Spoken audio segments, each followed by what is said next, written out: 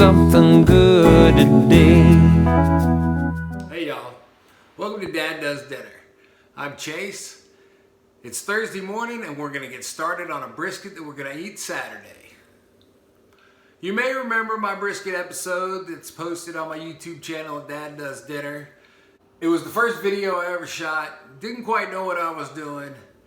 And at Dad Does Dinner, we believe in bringing you the slick production values you've come to expect.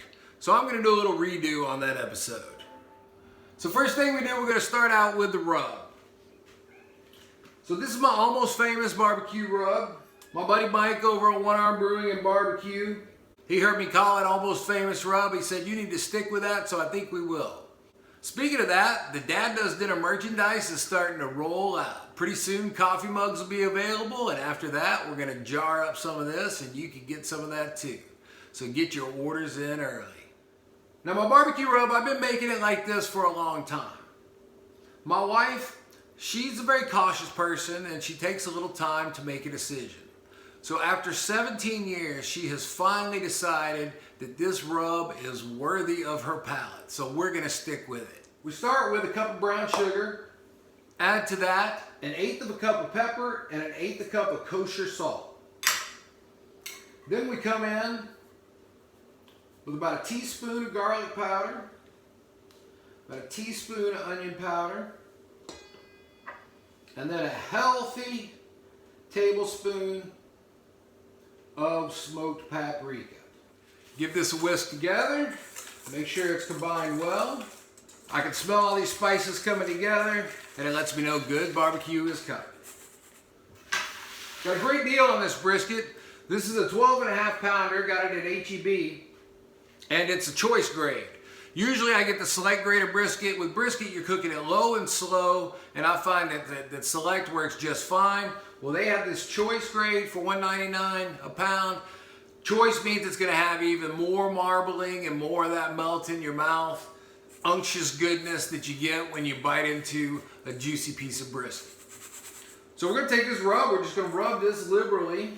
So it's Thursday morning, and my plan is to rub this, and this is going to sit in the refrigerator for 24 hours. Now, over those 24 hours, this salt and sugar in this rub is going to start to break down some of the proteins and the enzymes in this meat. So it really kind of works together. It doesn't necessarily penetrate the meat, but this is going to help me form a nice caramelized crust that's very flavorful. And you can rub a brisket right before you cook it. It'll still taste good. This just enhances the flavor a little bit more. Now I don't trim my brisket. I like all that fat to be there when I cook it. All that fat's going to render down and through the meat, and when I'm done, if it needs some trimming up, I'll do that then. I've cooked a lot of briskets over the years. I used to make smoked shoe leather out of brisket, burnt a lot of meat, and now I have come up with this process. You may remember from the last brisket episode, my brother calls this the hokey pokey brisket.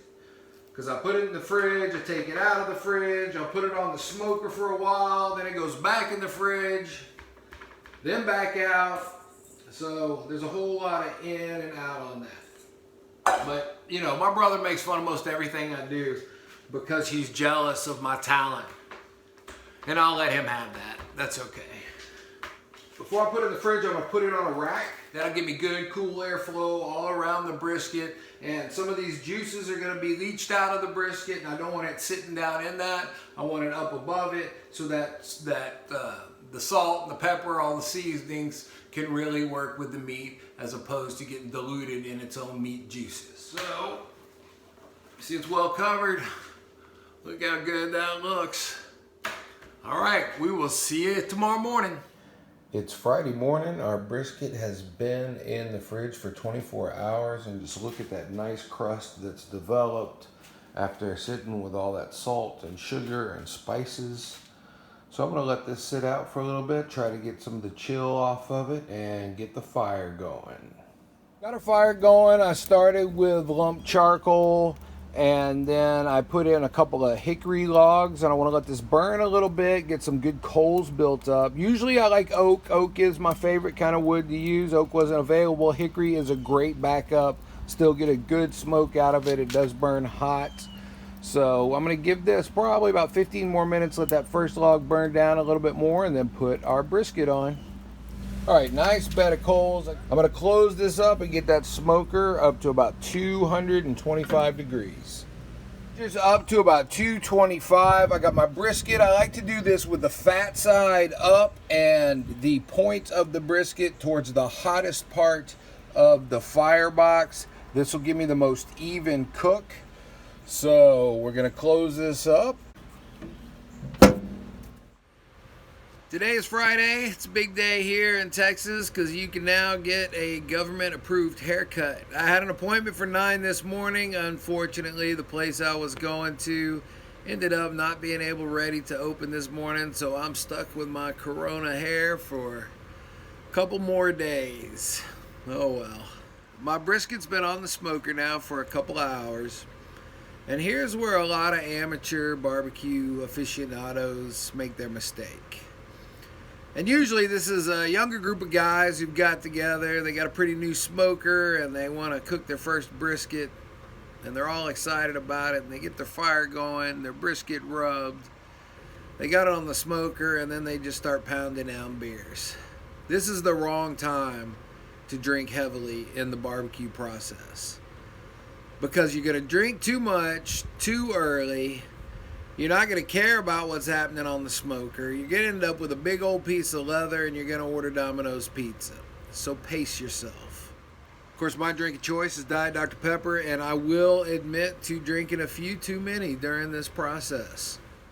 I can't clear my mind. I am so distracted by this hair that I got going right now. My regular viewers know, especially super fans like the Q Brothers and Emmy and Super Nate, that I like to barbecue with oak wood, and I often say it's my favorite. That's not 100% true. See, my favorite is properly cured pecan wood. Pecan works on all types of meat. When cured properly, it burns hot, it burns fast, and it burns very consistently. The problem is that I'm not a commercial barbecuer, and so I don't have a single wood source from a guy that I know and that I trust who can consistently deliver me cords and cords of pecan wood. I'm just a guy who likes to barbecue at home, just like most of you. And I get my wood from the grocery store. I get it at Kroger, H-E-B, and Academy. You can get about 2 cubic feet of wood for $7 to $15, depending on what and where you're buying it. This wood is produced by corporations, and I got nothing against corporations, nor do I have anything against making money, but that's what these corporations are about. They're about producing a product that works well enough that people are going to buy a lot of. So the wood that we get from our grocery stores and our sporting goods stores, they're a little inconsistently cured.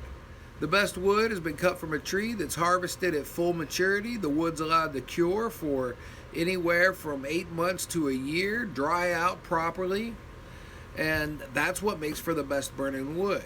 But we can't always guarantee that the wood that we're getting from the grocery stores and the sporting goods stores are like that. So a lot of times when I get pecan wood, it's just a little bit green, it's just a little bit moist, and it doesn't burn very hot, and it smokes a whole lot. So when I use pecan wood, I use that with another wood, usually oak or hickory, because I find that the oak or hickory getting from the stores where I buy it is a lot more consistent. Now today, this hickory that I'm using, it's burning really well. It's burning really hot and really fast. In fact, a little faster than what I normally get from the store. So I'm having to add a log to my fire about every 40 to 45 minutes, depending on the size of the log. And actually, that's pretty good. Most of the time when I get my oak or hickory, it's about a log or an hour, because that wood hasn't been cured quite long enough. And the oak and the hickory, though, they burn at a consistent hot enough temperature that a little inconsistency on it is okay. I do like the flavor that oak produces the best, and as I mentioned before, hickory is good too. Even though I'm a Texas boy, I'm not much into mesquite for smoking because it burns really hot. and it also produces a bit of a bitterness over a long smoke. There are people who will argue with me on that and debate that with me. That's just what I find. Now, I do like using mesquite and cooking a steak over an open mesquite fire, super hot, super fast, and for that, I find that it provides just the right flavor profile. The question often comes up of what kind of smoker should I buy? There are so many on the market today. You know, the kettle electric smokers, the offset smokers, the pellet smokers. You can build your own pit smoker. I guess the answer to that question is whatever works best for you. When I was an apartment dweller and I rented houses, I smoked on an electric kettle smoker, and that worked okay for me. I was able to figure out what worked best on it. What I don't like about an electric kettle smoker is that you never know when that heating element is going to go out, and a couple of times it went out at just the wrong time. It finally got to the point where I would always have a spare element on hand to use in case one went out. In fact, I cooked all the meat for my rehearsal dinner, was still cooking on an electric smoker, was doing 2 briskets, and sure enough, that element went out during the cook. Luckily for that, I did have a spare one on hand. I gotta say, that was pretty awesome cooking barbecue for my rehearsal dinner.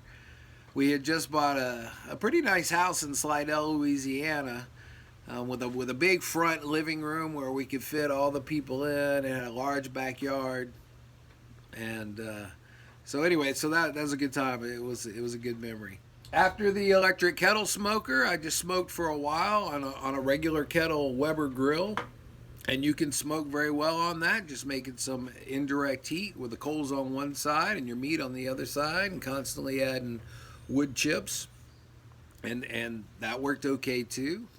A few years ago, I noticed my dad had a New Braunfels offset smoker, and that's the offset smoker you've seen mine with the firebox on the side. It's got nice thick metal, and that's something you want to look for in a smoker. That thick metal will really help hold the heat and keep your heat consistently. And I said, Dad, are you using that anymore? He's like, oh no, you can have it. So loaded that up in the back of the truck and drove it back here from Fort Worth. And that's what I've been using ever since, and I just love it. It took me a while to figure out, and that's the thing, you know, with barbecuing, it's a whole lot of trial and error. And you heard me mention before, yeah, I was so excited about the first brisket I cooked, and I cooked it for me. I mean, it was my wife and I weren't married at the time, and back then, she did not have any tolerance for smoked meat. She's like, oh, I don't like smoked meat. My family doesn't like smoked meat. And I'm like, oh, you'll like this. And boy, I worked on that thing, and I'd read up about it, and I was smoking. And it was done, and oh my gosh, went to cut into it, and that thing was just bone dry. It was tough, and you know, tried to rationalize it, going, well, it's got a good flavor, and well, nobody liked that one. So that's how I started out. Yeah, that was 20 years ago. Well, since then, a lot more trial and error has happened, and I've really come up with this process that I like now. Also, when shopping for a new smoker, ask yourself the question, why are you barbecuing? Is it just because you like the results of the barbecue? Do you just like smoked meat? Well, if that's the case, then go ahead and get yourself a pellet grill, where all those pellets, it's always going to be a consistent smoke. It's always going to be a consistent heat. You can just set that thermostat and put your probes in your meat, set it and forget it, and you're pretty much done until the alarm sounds and your meat's done. So that's fine. For me, not only do I love barbecue, I mean, barbecue is practically a religion here in Texas, but I love the whole process. I love the figuring out how this particular wood's burning on this particular day, and I like adding my wood. I like watching the fire. I just like everything involved. I like sitting out on my patio, smelling the smoke, reading a book, listening to music, talking to you guys. I mean, these are the reasons that I barbecue. So I like my offset stick smoker. I mean, it's great. So, I'm a part of this Texas barbecue Facebook group, and I really find it more annoying than anything else because everybody on that group is a freaking expert, and their way is the only way. And you know, now that I've been cooking a long time and cooking barbecue for a long time, that's just not true. You cook what works for you, cook what you like. I borrow ideas all the time. I modify them and come up with stuff that I like, with what my family likes, and you know that's what cooking's all about for me. For me, it's about food, family, friends, fun. I love barbecuing for a big group of people. That just really brings me a lot of joy. So you know that's what it's about for me. Today I got to give an extra large shout out to my buddy Mike and his crew at One Arm Brewing and Barbecue. That's the mini micro brewery in San Angelo, Texas. They're known for your all-you-can-eat endless sausage platter. Mike got a brand new propane griddle. And he just posted an episode where he cooked up just a big standard breakfast with, a slab of bacon, lots of scrambled eggs, and then some shredded hash browns. Did his hash browns 2 different ways, and gosh, it looked good. And oh my gosh, I want one of those griddles. So, shout out to you, Mike and the crew. You know, Mike and his crew, couple times a week they work with the food bank there in San Angelo, and through their church, you know, organize the donation of food to people who need it. And I just think that's awesome work. So keep that up, and you know, and doing things like Mike does, you know, right now that's even more important than ever. The coronavirus it's just been a crazy time, and it's got us all thinking a little differently, a little weird, and certainly affected some people physically, and millions and millions of us mentally.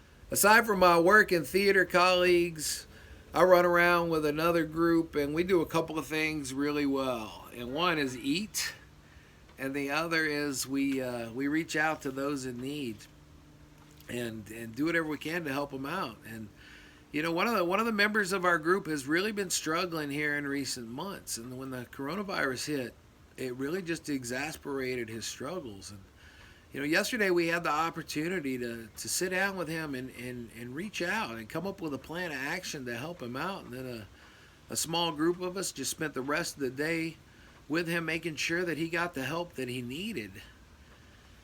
And it was so awesome to be able to do that. And while my heart, goes out to him, because he really needed some help. I'm so grateful that one week we had the time to be there. Some people had to take off work, couldn't be there as long. Other people was able to take the afternoon off, and some of us were just blessed to have the entire day to help our friend out. And I really, really find gratitude in that, you know, and so. It's just so important. Find gratitude where you can.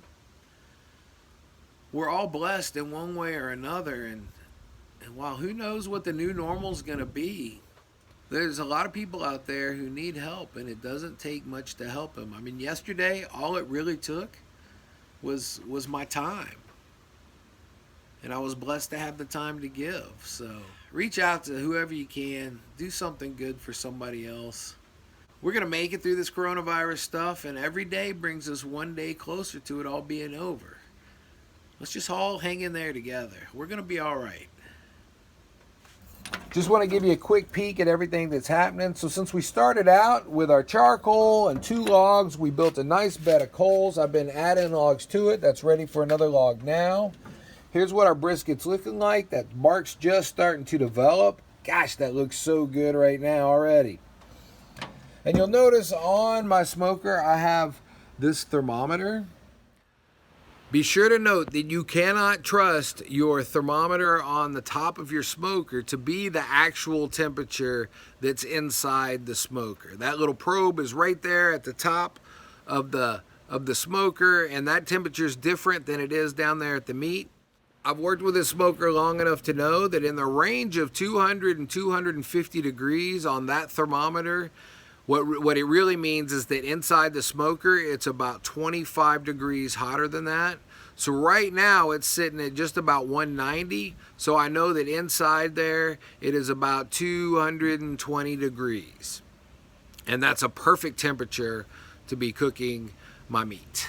Now we're looking after 6 hours. Now I'm going to pull this off and wrap it. I'm going to wrap it in my Texas barbecue foil. It's extra thick and wide. I get that at H-E-B, and it's just like a Kardashian booty. I have it wrapped up, but it's not wrapped up real tight because I still want some of the smoke to be able to get in. Not everybody wraps their brisket. A lot of people do. This is the system that I've come up with and what works best for me. I find that it makes for a more tender, moist brisket when I wrap it. Also know this, after I talked about how happy I was with this bag of wood that I had gotten from Kroger, and the wood was burning great, I finished one bag, opened up a brand new bag that I just picked up, and that wood is burning completely differently. It's burning real low and slow, so it's either a little wet or it's a little bit green. I don't know, but that's how fast things can change. And so you always got to pay attention. So I just paid attention, gave a little more oxygen to the fire to get it going when my temperature started to drop because this wood was smoldering more than it was actually burning. And I know some of you pellet smokers are out there going, yep, that never happens with a pellet smoker. Well, heck, part of the fun is figuring out the fire. All right, the brisket's been on for about 12 hours. Just want to take a look at it. Now look, you see all of that juice that's in there with it? I'm going to pour out some of that juice before I wrap it up and put it in the refrigerator tonight. The reason I'm going to take some of it out is so it doesn't sit in those juices overnight and affect the firmness of the meat.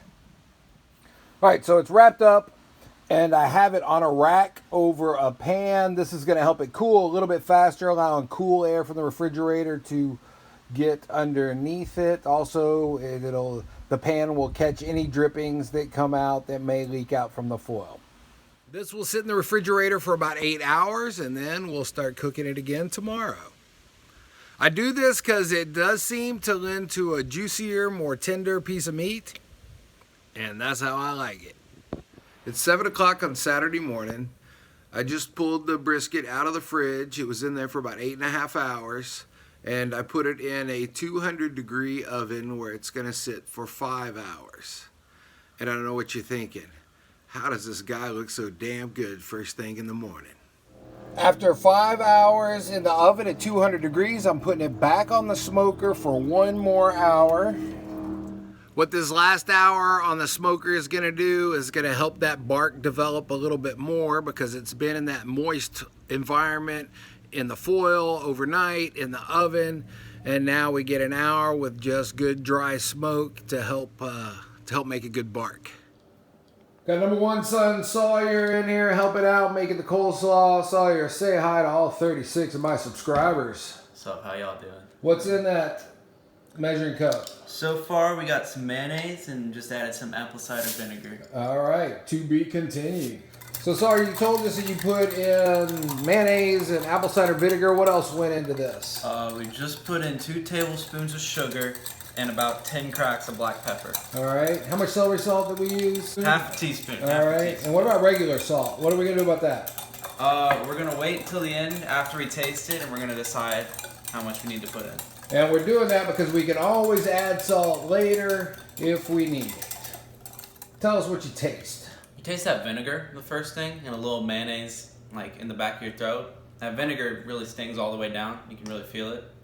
And what about what about the sweetness of it? Oh yeah, it is very sweet. You really get that sugar coming through. And so do you think we need to add anything? Or do you think it's good as it is?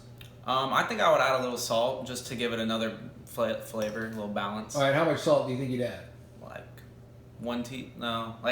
a quarter of a teaspoon. Ah, that'd probably be just perfect. All right, so let's go ahead and add a quarter teaspoon of salt, then mix it up, and then we'll put it on our coleslaw. Now let's go ahead and pour the dressing over the coleslaw. Just toss this together. So we're eating in about an hour and a half.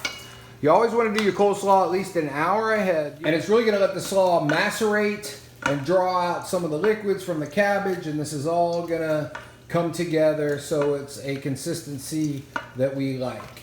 If we were to serve it right now, it wouldn't taste as full flavored. It would just taste a little dry and just barely dressed. All right, Sawyer, what you got going on here? All right, so in this bowl, we got a stick of salted butter and some roasted garlic that I squeezed out of the clove. Now we're gonna add some parsley to make it look like I know what I'm doing. And once we get done with that, we're gonna mix this all together. And what's this for? Oh, the bread. This is for the bread, the garlic bread that we're making. Sorry, what's happening now?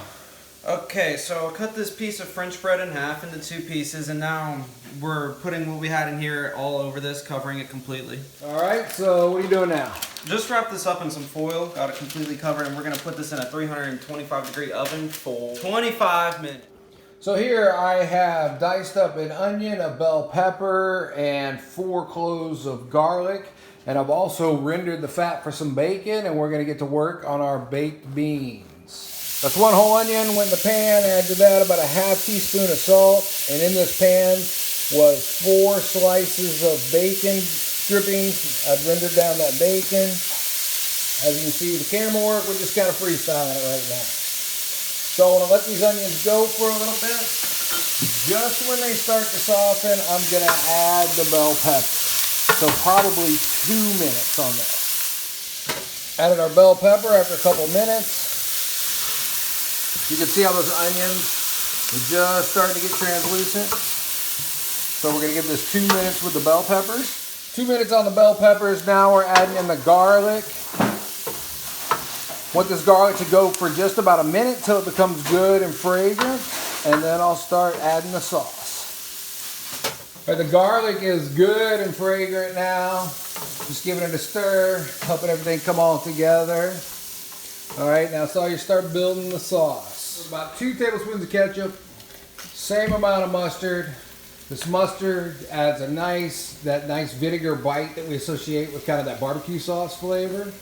And add, I don't know, a few dashes of Worcestershire sauce. That's good. And now about a 1/4 cup of brown sugar. That's good. Okay, now give that a stir, mix it around, let that brown sugar melt, and kind of let that vinegar bite just cook down out of that ketchup and mustard a little bit. I also chopped up the bacon that we rendered earlier, and we're going to add that to the pan. So you see in the pan, we added our 4 strips of bacon, and now what? All right, so we got about 28 ounces of pork and beans right here. We're gonna go ahead and dump that in. Is that with or without the juice? We dumped out a little bit of the juice before. All right, now we're gonna add a little bit of maple syrup. What for? Fun. So we add about a tablespoon of maple syrup just to give it a little more sweetness. Gonna give this a stir and let that all come together. All right, that's looking good.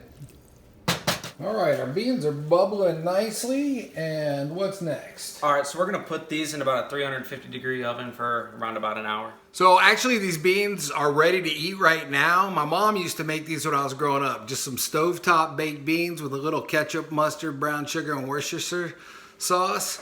You put them in the oven, they're gonna caramelize a little bit, you're gonna develop more flavors, and they're gonna be really good. All right, Sawyer, tell us what's happening now. All right, so we just turned the grill on high, and we're gonna roast the corn, and we're gonna make sure we keep turning it evenly on the grill to make sure we get all those sides nice and evenly roasted. We're gonna roast this for about 30 minutes. All right. We're putting the corn in the husks on the grill. It helps it retain that temperature, keep it nice and moist. Yes, excellent. So, there we go, and we'll check this in about 10 minutes. While we're out here, you can check out my garden. It's doing really well. I put in 2 yards of premium garden soil. Look at those tomatoes, they're going like crazy. I'm already getting some of the sugary tomatoes and some of the grape tomatoes. Showed y'all my zucchini that I picked out of here. And this is where Sawyer grabbed the parsley from. Real happy with my garden. Can't wait to eat those peppers. Sawyer, do you enjoy cooking? Yeah, I like to enjoy it when I can. What are some of the things you cook? So me and my friend Braden, we like to make some sweet and sour chicken sometimes. What goes in that? So basically you get a pan going, and then you put your chicken in, and then you get vegetables and stuff like that, and then once it's all cooked over, you put it in another bowl and you get the sweet and sour sauce and you put it all over it, stir it all together. That sounds pretty good. It's been about 10 minutes, so we're gonna check our corn. What are we looking for here, Sawyer? Nice black finish on the bottom of it. And once we see that, we're gonna turn them on over so they cook evenly. So we're looking for a little bit of char. Gonna turn it and keep cooking. All right, the corn's been in about 20 minutes. What are we looking for? We're checking to make sure both the sides are nice and charred. All right, so we want this charred on all sides. We're gonna give it another turn, not all the way over, but just partially over to make sure it's cooking evenly. After about 25 minutes, this corn is looking really good and done. We're gonna go ahead and pull it off, put it in this bowl, and get to shucking. So you cut off the ends, and then just peel the husks off just like that. Get this nice golden yellow color. Look at that. Look at that. Show me that again. So that's exactly what you're looking for. So we got a nice char on that corn. It's going to be sweet, have that good charred flavor. That looks just like we want it to. Perfect. So we spent an hour at about 225 degrees, and I'm going to pull this brisket off. Let's take a look. All right. And I can just feel it. It does feel, oh, that feels nice and tender. So I'm just going to slide this over to the cutting board. You see it almost even wants to fall apart. All right. Now I'm going to cover this, and we're going to let this rest for an hour. So brisket can actually rest for a long time, an hour, 2 hours. If you're going to go longer than an hour, I'd wrap it up tightly, and then I'd throw a few towels on it and stick it in a cooler and let it rest. Resting meat's important. See, when you cook meat, the muscle fibers in the meat, they really start to contract and they squeeze out a bunch of moisture. All right, so if I don't rest my meat and if I cut it, all that moisture is going to come out all over the cutting board.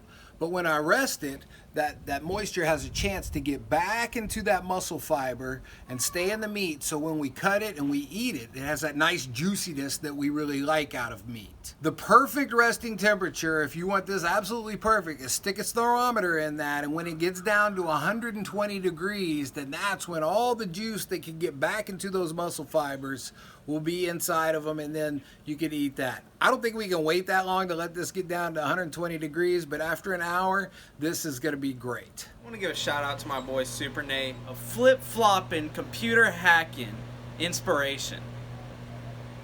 It's an exciting day in the Dad Does Dinner kitchen. Dad Does Dinner mugs have arrived.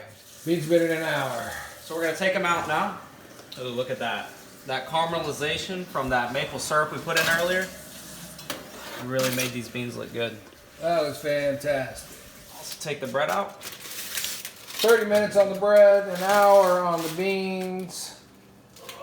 So I'm putting this on the end right here because that's going to be a little bit hot. Now we're ready to slice our brisket. Now this has 18 hours total cook time. The way I like to slice the brisket is to first give it one cut right down the middle of it.